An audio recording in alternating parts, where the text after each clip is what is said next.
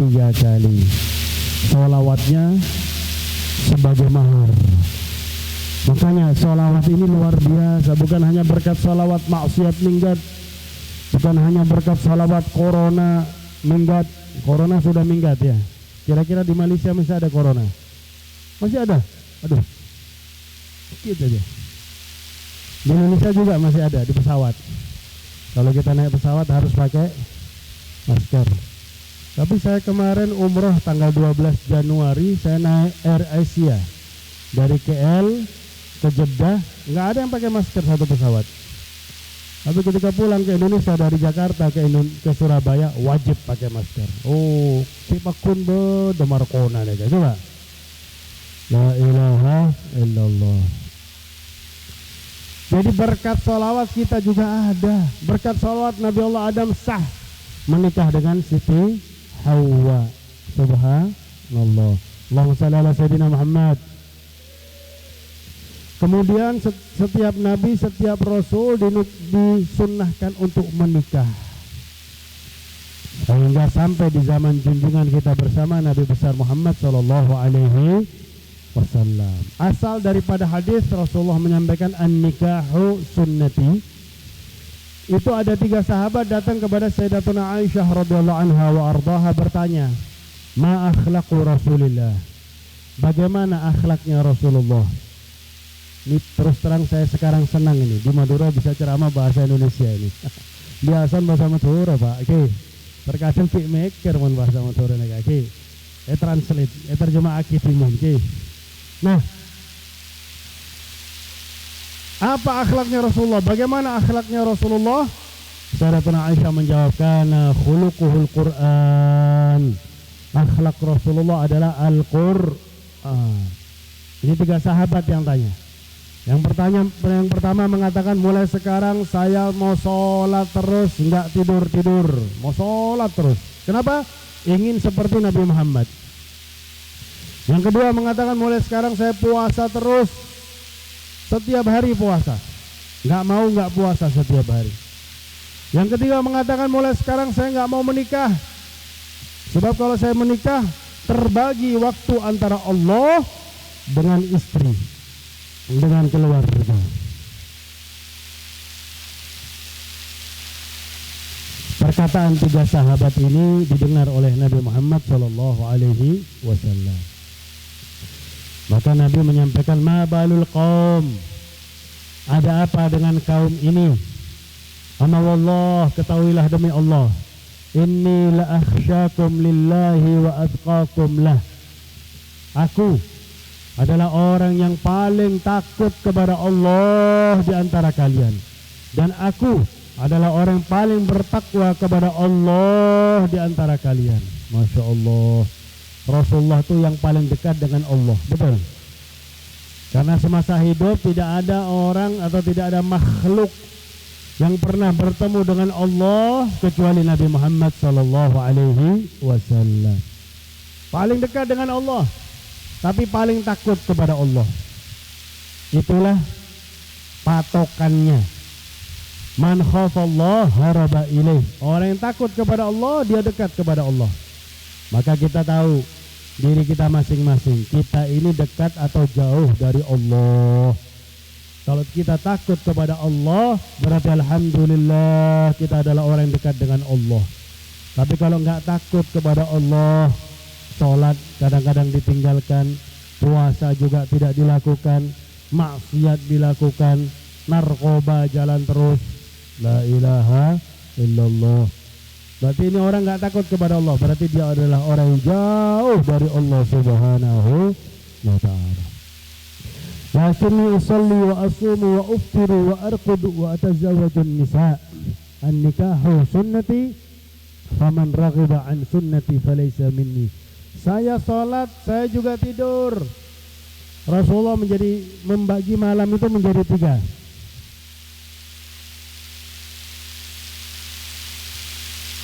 Rasulullah membagi malam menjadi 3. Sepertiga untuk keluarga atau tamu, sepertiga untuk tidur, sepertiga untuk sholat. Jadi kalau malam itu 9 jam, Rasulullah sholat 3 jam. Kenapa kok bisa sholat 3 jam padahal cuma 8 rakaat? Rakaat pertama membaca 5 juz Al-Quran. Ya Allah, pernah nggak kita baca Al-Quran dalam sholat? Oke, pernah Beb. Oh iya, Masya Allah. Enki kulullahu ahad. Oh enki laras wa mereka surat favorit nih kayaknya. Nah, saya puasa, tapi saya juga kadang-kadang nggak puasa. Rasulullah Senin Kemis itu pasti puasa. Selasa, Rabu, Jumat, Sabtu, Minggu, kalau di rumahnya nggak ada makanan, beliau puasa. Beliau itu sholat subuh di masjid sampai terbit matahari. Setelah itu beliau pulang ke rumah, tanya sama istrinya, apakah ada makanan hari ini? Nggak ada ya Rasulullah. Kalau begitu saya puasa. Karena memang niat puasa sunnah boleh dilakukan sampai sebelum zuhur. Itu niat puasa sunnah. Subhanallah. Kalau kita Pak, Masya Allah, betul. Dalam satu hari yang fardu ain 3 kali, belum yang fardu kifayah. Orang Indonesia makan bakso meskipun 3 mangkok belum makan.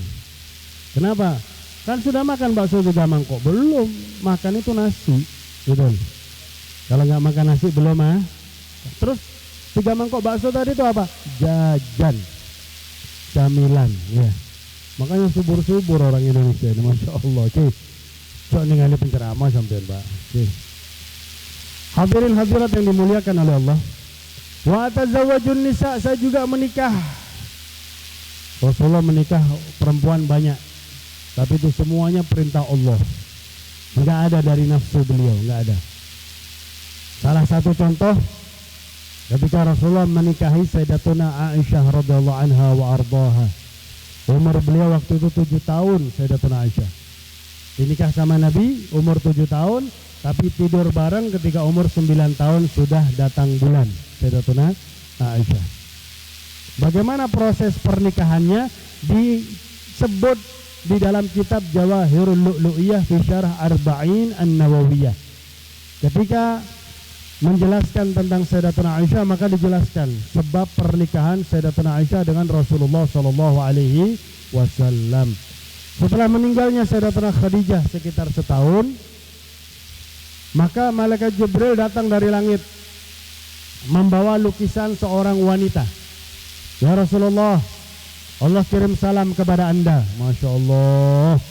Maka Rasulullah dapat kirim salam dari Allah. Mohon kaulah sampean Pak, dapat salam dari saya Pak. Bisa Pak? Tukang vaksin ini.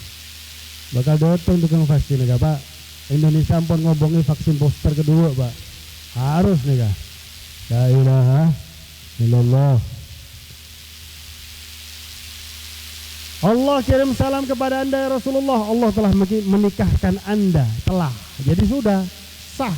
Allah telah menikahkan Anda dengan wanita yang ada di lukisan ini di langit. Maka Rasulullah melihat, ini siapa wahai Jibril? Ini orang Mekah. Tanya sama orang Mekah. Oke. Setelah malaikat Jibril naik, dipanggil para mak comblang. Kalau bahasa Arabnya para khotobah, para mak comblang yang suka menjodohkan orang. Seperti ini dari Malaysia, mana bisa kawin di sini kalau nggak dijodohkan, betul? Tapi kawinnya di sana ya, di Malaysia ya, di Selangor. Masya Allah, saya sering ke Malaysia, ke Johor dan Kuala Lumpur. Tapi yang undang orang-orang Madura juga. Iya, makanya abah sama tuh Pak Johor Pak. Kalau di Kuala Lumpur yang undang saya IKMA, Ikatan Keluarga Madura, yang diketuai oleh Ki Khalik, Ki Abdul Khalik dari Tengkina, keluarga Tengkina. Aslinya kemarin saya mau ke Malaysia tapi batal ya, nggak apa-apa. Insyaallah bulan Desember ke Malaysia lagi. Nah, kalau sampai Malaysia nih coba. Mak comblang, ini. Rasulullah manggil para mak comblang memperlihatkan foto. Kalian tahu nggak wanita yang difoto ini? Para mak comblang bilang, loh, ini Aisyah, anak perempuannya Abu Bakar. Padahal Sayyidina Abu Bakar sahabat Nabi Muhammad, betul. Tapi Nabi Muhammad nggak tahu kalau Sayyidina Abu Bakar punya anak perempuan. Oh sekarang orang-orang sekarang ya Allah, anak perempuannya diobral di Facebook sekarang. Bukan hanya anak perempuannya, toh istrinya saja diobral di Facebook. La ilaha illallah, dinikmati sama orang banyak, betul. Nah, oke, pulang aja. Dipanggil Sayyidina Abu Bakar As-Siddiq. Abu Bakar tahu nggak sama anak perempuan ini? Oh, ini putri saya Aisyah ya Rasulullah. Maka Rasulullah menyampaikan, wahai Abu Bakar, Allah telah menikahkan aku dengan putrimu di langit.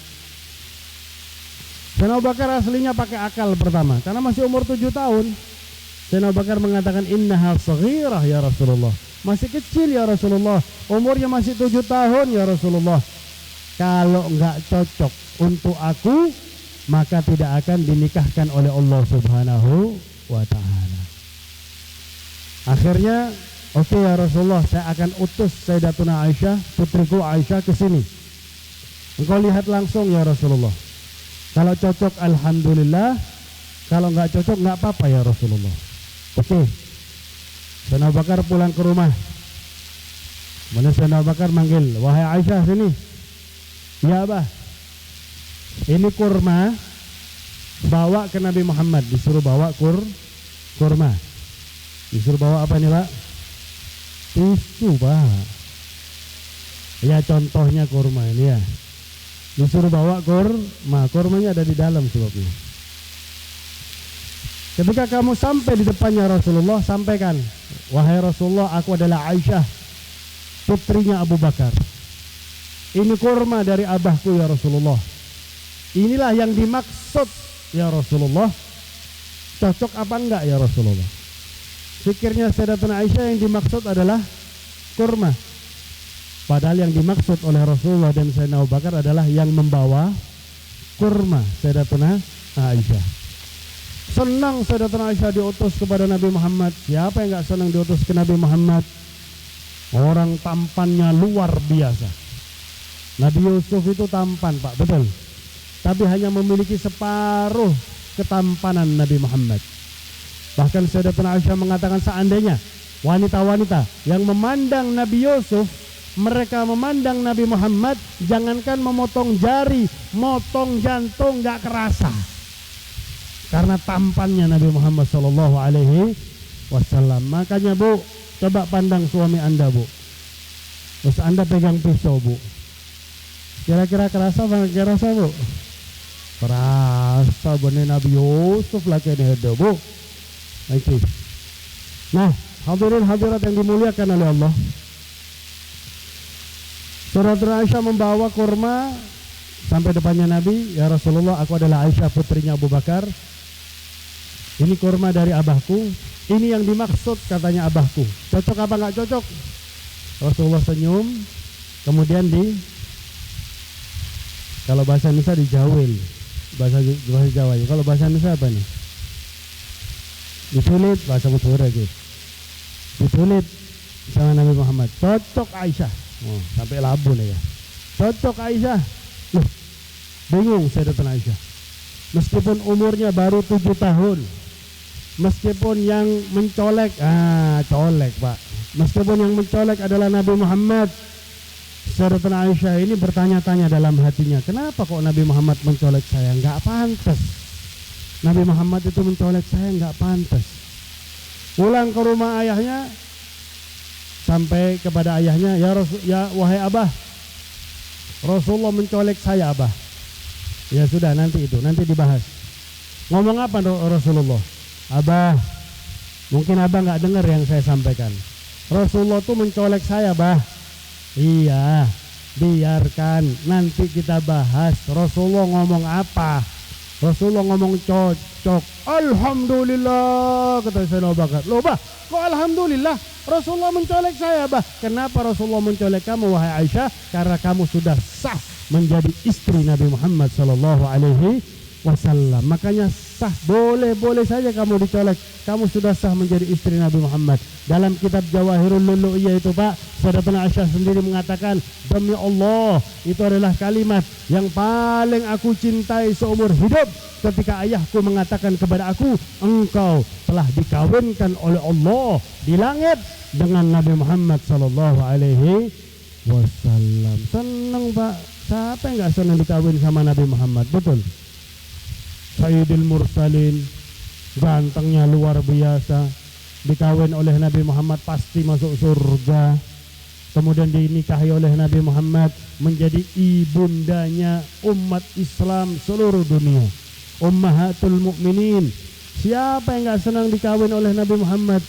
Tiba-tiba di zaman kita Pak, ada orang gondrong ceramah Pak, gak masuk di akal sehat saya. Ada anak kecil ngomong senang dikawin sama orang umur 50 tahun. Maka kita bilang, hei gondrong, memang akal kamu gak sehat, akal kamu gila, karena menghina Nabi Muhammad SAW. Oh, sudah masuk Bangkalan si gondrong ini Pak, tidak sampai masuk Sampang sih. Turun bala ke Sampang ini. La ilaha illallah.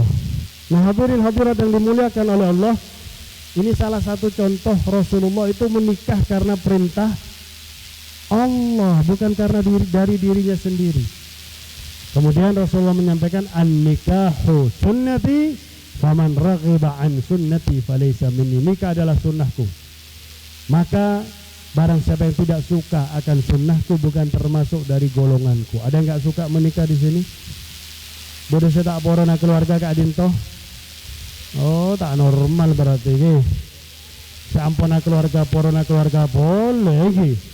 Mohon bisa Pak, mohon dengar lagi. Nah, saya compok nikah macan gitu Pak. Tak bengal sabar gitu. Sabar, warga bisa. Poligami langsung petong polo Pak, langsung petong polo ini. Makanya sabar dunia usaha bisa masuk suara. Nah hadirin hadirat yang dimuliakan oleh Allah, karena menikah adalah sunnah, maka menikah adalah ibadah.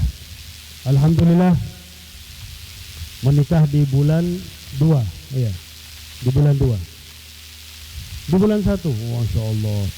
Semenjak mengucapkan saya terima nikahnya, semenjak itu dicatat oleh malaikat setiap saat, setiap detik, nggak putus, dapat pahala sunnah menikah, sunnah menikah, sunnah menikah. Masya Allah, enak, pahala yang gampang, pahala yang mudah, ibadah yang mudah, termasuk memelihara jenggot ini Pak. Makanya mohon ketuan cengkuk cokor Pak, gara-gara poteh terus saya cokor, terus bisa bini boleh, tak bisa sampean. Lagi sampean macan. Ini saya cokor neka Pak, neka sunnah.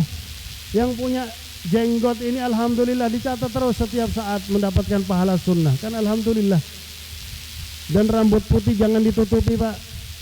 Setiap satu rambut putih setiap hari dapat 10 rahmat dari Allah Subhanahu wa taala. Bayangkan kalau rambut putih kita banyak, 100, 1000. 1000 kali 10 10.000 rahmat. Pas saya cokor, aduh, tak bisa bini boleh sampean. Kalau saya cokor ini dipelihara dapat pahala sunnah. Begitu juga ketika menikah, pahala sunnah. Dan juga karena ibadah ada aturan. Dalam menikah itu ada aturan. Suami wajib menafkahi istri dan anaknya. Suami wajib mengajarkan ilmu agama kepada istri dan anaknya. Kalau suami nggak bisa mengajarkan ilmu agama kepada istri dan anaknya, di dalam kitab fikih diwajibkan suami itu mendatangkan ustadz untuk mengajarkan kepada istri dan anaknya. Tapi sekarang alhamdulillah, mau di Malaysia, mau di Indonesia, setiap masjid, setiap musola itu pasti ada majelis. Tinggal diajak istrinya hadir majelis, sehingga dia telah melakukan kewajiban sebagai seorang suami mengajarkan ilmu agama kepada istri. Ini terakhir Pak, sudah jam 10 lewat 20. Yang ceramah belum makan ini Pak. Ini sampean itu Masya Allah, kotak pada kosong nih Pak. Nah,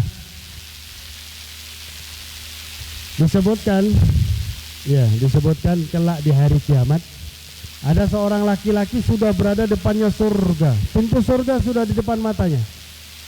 Tiba-tiba ada suara di belakangnya, ya Rabbana khudh lana min hadzal zalim. Ya Allah, ambil hak kami dari orang yang zalim ini ya Allah. Laki-laki tersebut menoleh, siapa yang nuduh saya zalim? Noleh, loh ternyata zalim anak dan istrinya sendiri. Ya Rabb, ya Allah, aku nggak zalim sama mereka ya Allah. Aku kasih makan ya Allah, aku kasih pakaian ya Allah, aku kasih rumah ya Allah, semua kebutuhannya aku penuhi ya Allah. Iya, di dalam hal dunia nggak kurang. Tapi katanya istrinya, laki-laki ini diam saja ketika saya buka aurat, diam saja ketika saya nggak pakai jilbab. Ini saya sendiri bingung kalau lewat Madura sekarang, gara-gara duduk depan rumahnya aja nggak pakai jilbab ini perempuan. La ilaha illallah. Makanya saya bingung, ini suaminya mana ini perempuan ini? Kenapa dibiarkan istrinya duduk depan rumah nggak pakai jilbab? Anaknya juga mengatakan, sholat saya nggak sah ya Allah, karena saya sholat nggak pakai ilmu. Istrinya juga mengatakan seperti itu. Wa man bighairi ilmin ya'malu amaluhu mardudatun la tuqbalu. Barang siapa yang beramal dengan tanpa ilmu, amalnya ditolak oleh Allah Subhanahu wa ta'ala. Sehingga kami, anak dan istri ini, masuk neraka karena kelalaian orang laki ini, Pak. Sampai potra bini sampean tak ngaku jilbab mon keluar tompok, Pak. Perintah aki, Pak, ayo Bu pakai jilbab Bu, meskipun cuma nyapu depan rumah ya Bu. Panas becak, panas cuma setung tumpuk sampean Bu, nih kan 4 tumpuk nih Bu, lebih panas nih kaki, cuma setung tumpuk. Panas dunia, selamat dari panas di padang mahsyar. Hati-hati, satu rambut kelihatan oleh laki-laki yang bukan mahramnya, perempuan itu dilaknat oleh Allah Subhanahu wa ta'ala. Satu rambut saja kelihatan, apalagi semua rambutnya yang kelihatan. La ilaha illallah. Selalu diingatkan, Beb, saya sudah ingatkan nggak mau. Ya sudah, yang penting suami sudah melakukan tugasnya sebagai seorang suami, mengingatkan istri untuk tutup aurat. Tapi tiap mau keluar rumah diingatkan, jangan bosan-bosan, Mbak. Ayo Bu, tutup aurat Bu. Ayo Bu, pakai jilbab Bu. Jilbabnya sudah habis, ayo ke pasar, saya belikan sak lusin Bu. Belikan 1 lusin ya. Ayo Bu, pakai baju yang tertutup Bu. Pakai baju yang tertutup dan lain sebagainya. Coba kita lihat baju-baju negara jiran, wanita-wanita negara jiran, tertutup rapi, Masya Allah. Dan bajunya lebar-lebar. Ini kadang-kadang ibu-ibu pakai jilbab aerobik di pinggir jalan di Surabaya ya, kalau di sini nggak ada insya Allah. Kalau sudah hari Minggu pakai jilbab, pakai baju ketat, ya Allah, lompat-lompat. Ini suaminya kok goblok, saya bilang, mengizinkan istrinya untuk olahraga di kampung, dilihat sama laki-laki yang lain. Ya Allah, la ilaha illallah. Alasannya mau olahraga, Bu, olahraga di rumah Bu, nyapu-nyapu, ngepel-ngepel, tiap hari nguras kamar mandi, itu olahraga, bisa kurus ya.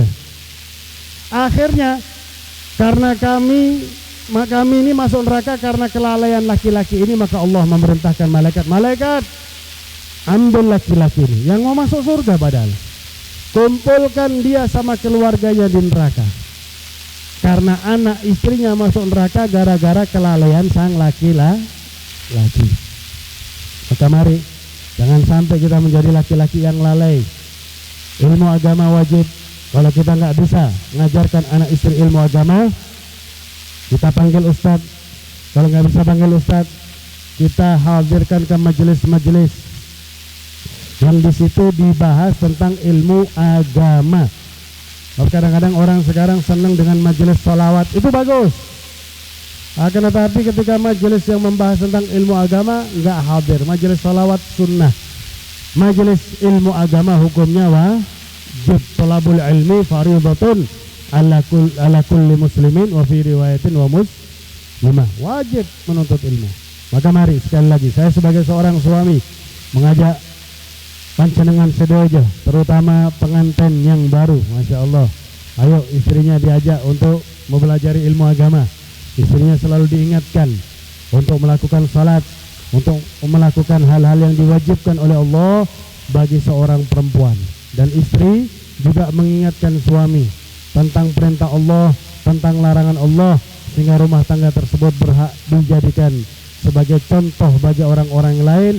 Rumah tangga tersebut berhak disebut sebagai rumah tangga yang sakinah, mawaddah, warahmah. Semoga dengan berkat acara di pagi hari ini, semua dosa kita, semua dosa orang kita cintai, terutama dosa mempelai berdua dan keluarga mempelai berdua, diampuni oleh Allah. Semua kemaksiatan kita dan mereka dihapuskan oleh Allah.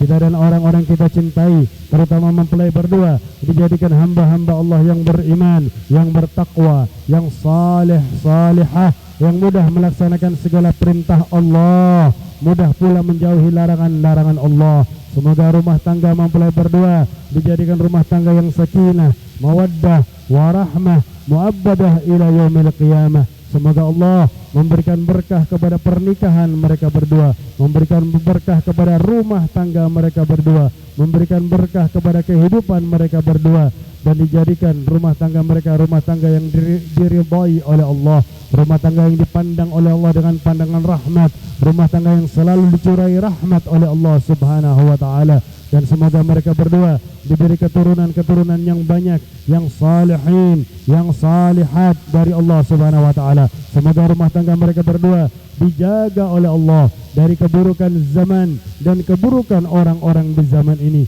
Semoga rumah tangga mereka berdua dijadikan rumah tangga yang harmonis, dan Allah mengharmoniskan rumah tangga mereka berdua sebagaimana Allah mengharmoniskan rumah tangga Sayyidina Adam dengan Sayyidatina Hawa, sebagaimana Allah mengharmoniskan rumah tangga Sayyidina Rasulullah, Sayyidina Muhammad ibn Abdullah dengan para istri beliau, sebagaimana Allah mengharmoniskan rumah tangga Sayyidina Ali bin Abi Thalib dengan Sayyidatina Fatimah Az-Zahra, sebagaimana Allah mengharmoniskan rumah tangga para salihin dengan para istri-istri beliau. Dan semoga mereka berdua diberi rezeki oleh Allah Subhanahu wa taala, rezeki yang banyak, rezeki yang barakah, rezeki yang halal, dijauhkan oleh Allah dari rezeki-rezeki yang haram. Dan semoga mereka berdua dan keluarga mereka berdua dikabulkan semua hajatnya oleh Allah, dimudahkan semua urusannya oleh Allah, diberi rezeki yang banyak, yang halal, yang barakah dari Allah.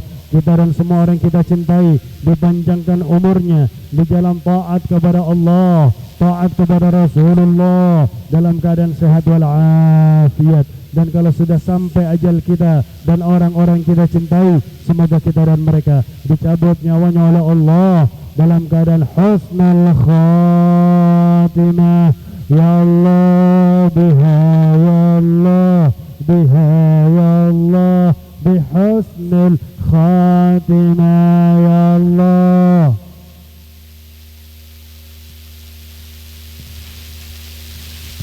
Khatimah bijahi walid Fatimah umnan bihusnul khatimah, ya Allah. Ya Allah bihusnul خاتمة. ربنا هب لنا من أزواجنا وذريتنا قرة أعين واجعلنا للمتقين إماما. ربنا آتنا في الدنيا حسنة وفي الآخرة حسنة وقنا عذاب النار وأدخلنا الجنة مع الأبرار برحمتك يا عزيز يا غفار يا رب العالمين. وصلى الله على سيدنا محمد وعلى آله وصحبه وبارك وسلم بفضل سبحان ربك رب العزة عما يصفون وسلام على المرسلين والحمد لله رب العالمين والعفو منكم. ثم السلام عليكم ورحمة الله وبركاته.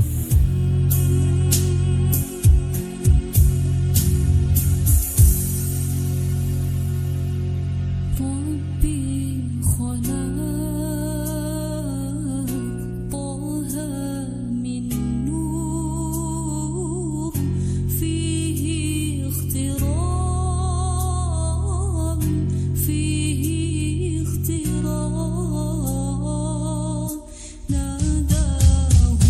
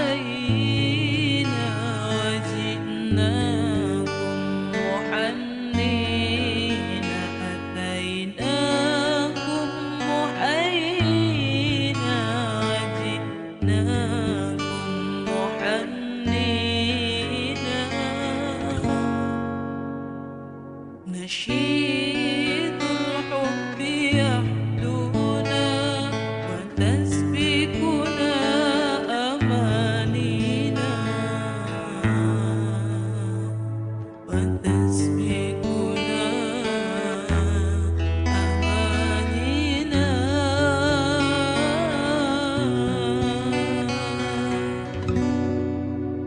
بيوم تضحك الدنيا لنا فيه تنادينا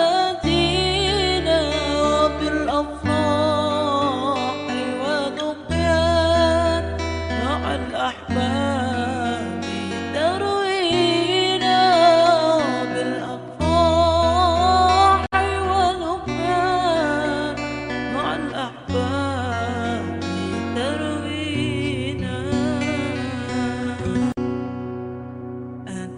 أتيناكم محيينا وجئناكم محنين أتيناكم محيينا وجئناكم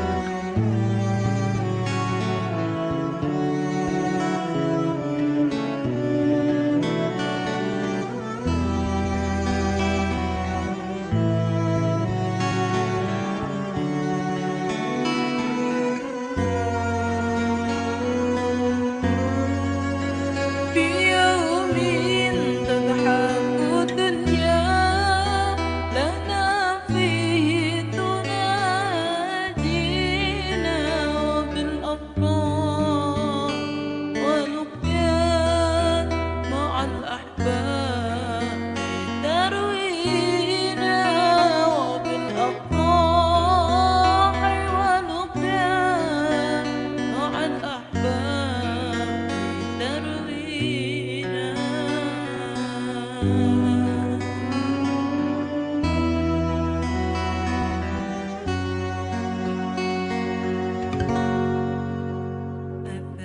أتيناكم محيينا وجئناكم محنين أتيناكم محيينا وجئناكم محنينا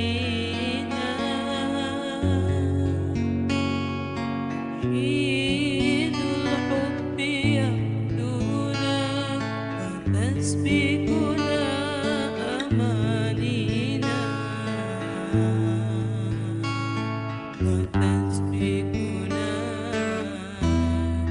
أمانينا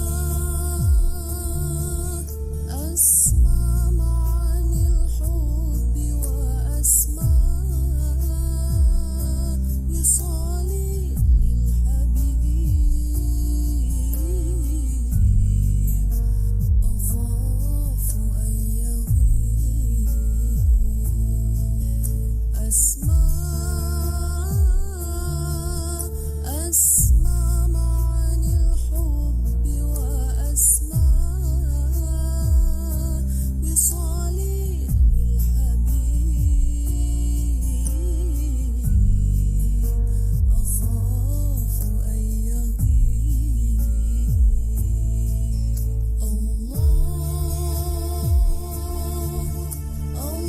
الله ربي